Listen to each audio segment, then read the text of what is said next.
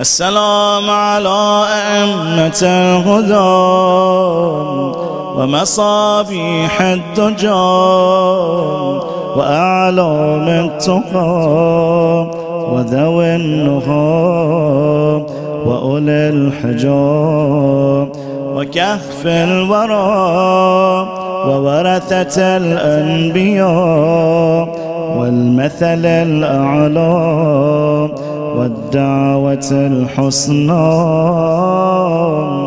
وحجج الله على أهل الدنيا والآخرة والأولى ورحمة الله وبركاته.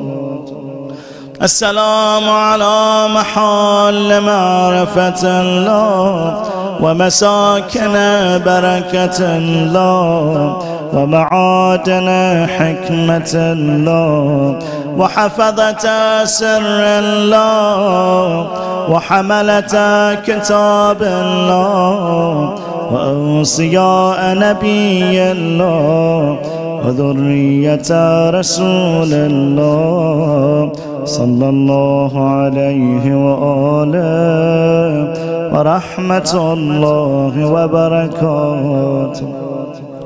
السلام على الدعاة إلى الله والأدلاء على مرضاة الله والمستقرين في أمر الله والتامين في محبة الله والمخلصين في توحيد الله والمظهرين لأمر الله ونهيه وعباده المكرمين الذين لا يسبقونه بالقول وهم بأمره يعملون ورحمة الله وبركاته.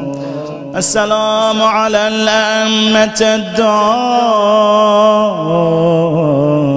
والقادة الهداة